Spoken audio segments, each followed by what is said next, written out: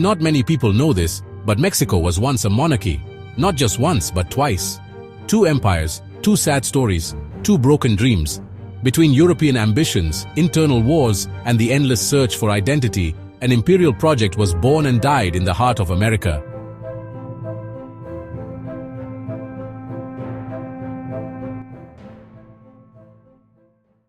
In 1821, after 11 long and bloody years of war, Mexico finally broke free from 300 years of Spanish rule. The new nation was huge, a territory that stretched from Oregon in the north to Costa Rica in the south. But this vastness was also a wounded land.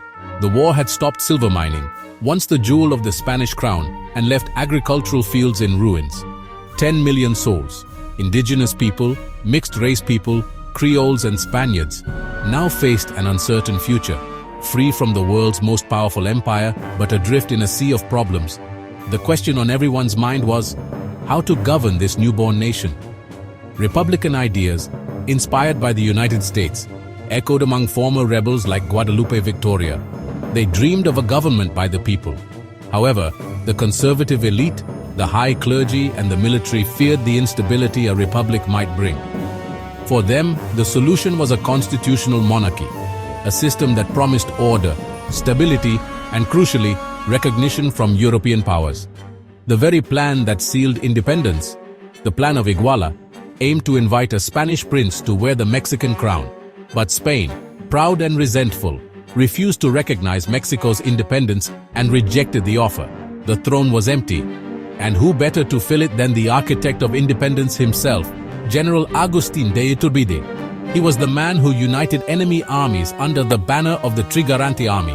On a May night in 1822, amidst a supposed popular acclaim orchestrated by his soldiers, Congress, under pressure, named him Constitutional Emperor of Mexico, with a grand coronation, which aimed to copy the splendor of European courts. The first Mexican empire was born, and with it, Emperor Agustín I Iturbide, the military hero, was now his imperial majesty.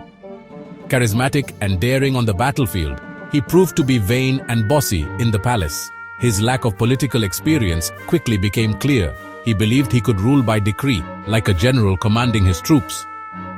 But governing a divided nation was not the same as fighting a war. Problems quickly piled up. The imperial treasury was completely empty, with no funds to pay the army or public officials. Iturbide resorted to desperate measures, forced loans, and the printing of worthless paper money, causing inflation and general unhappiness. Politically, his biggest mistake was clashing directly with Congress, which he saw as an obstacle to his wishes. In October 1822, in an act of authoritarianism, he dissolved Congress and arrested his opponents. That was the last straw. The one who united Mexico for independence now divided it as emperor. The response was swift.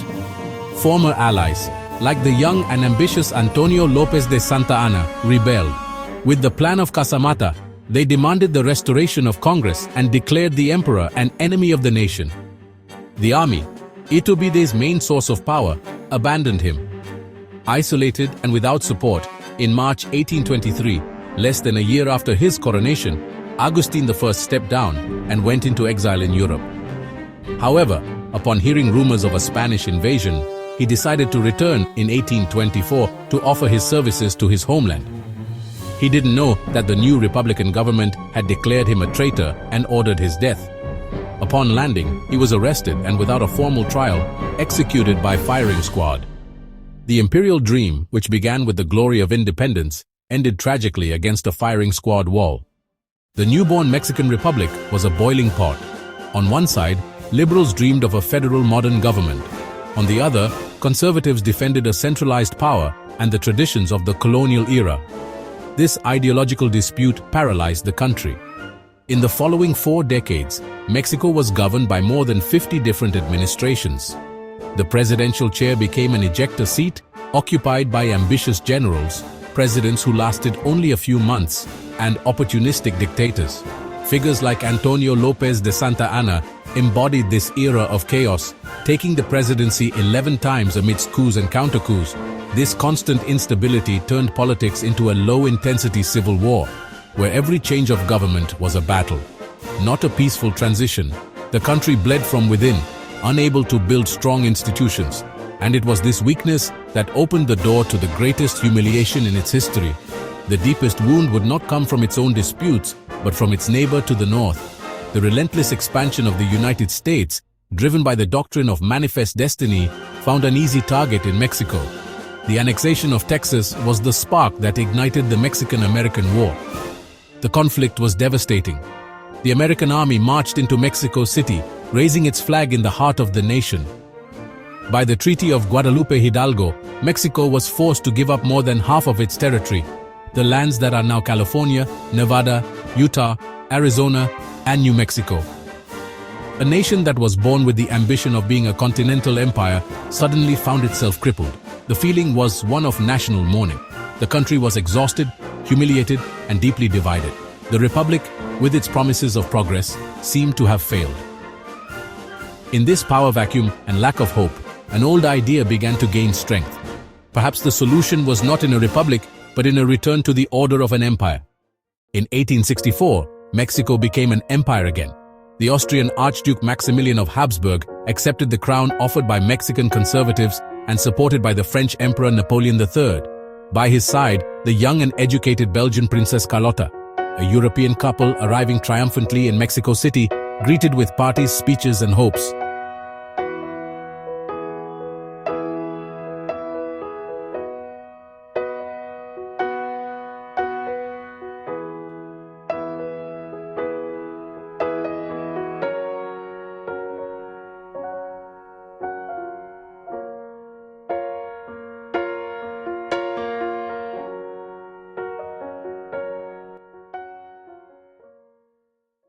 Ferdinand Maximilian of Habsburg was not the tyrant his enemies painted him to be. On the contrary, he was a man of liberal ideals, a dreamer excited about progress. Upon his arrival, he surprised the conservatives who supported him. Instead of reversing liberal reforms, he deepened them. He abolished corporal punishment, restricted child labor, and cancelled the debts of peasants. He imagined a modern Mexico with education and labor rights, but his good intentions clashed with a brutal reality. For most, he was an invader. Legitimacy didn't come from decrees, but from the land and the people. And the people had their leader, Benito Juárez. From his government in exile, Juárez orchestrated a relentless resistance. In every mountain range and village, the Republic was reborn through ambushes and sabotage, bleeding the French army. With the end of the American Civil War, the United States openly began supporting Juárez with weapons and resources, declaring the French adventure unacceptable. The pressure was immense. Feeling the ground crumble with the withdrawal of French troops, it was Empress Carlota who took the initiative. More practical than her husband, she embarked on a desperate mission to Europe. It wasn't a diplomatic trip, it was a final plea. In Paris, she confronted a cold and unyielding Napoleon III. In Rome, she begged Pope Pius II, but found only empty words. The doors of European power closed in her face. The empire was left to its own devices. The weight of failure and the terror of isolation were too much. Paranoia consumed her. Still in Europe, her mind shattered. Carlota would never return to Mexico. She was taken to Belgium, where she lived for 60 long years, secluded in her castle, a shadow of her former self, trapped in a perpetual delusion, conversing with ghosts and signing decrees for an empire that only existed in her broken mind. She was still to herself, the Empress of Mexico. In 1867, French troops left the country. Maximilian was left alone. He could have fled, but he refused. He was captured in Querétaro and sentenced to death. On the morning of June 19, 1867, he faced the firing squad standing with dignity and shouted, "Long live Mexico!" And then the shots echoed. What remained of the empires? A Republican Mexico, but burdened with memories and scars. It tried to import a European model, wear a foreign crown, but ended up discovering that its identity needed to come from within. In the collective imagination, the empires remained both a wound and a fascination. On one hand, the memory of betrayal. On the other, the romantic image of a prince who dreamed of being Mexican. It was a nation trying to sell itself as a modern power, but the local people didn't buy the idea.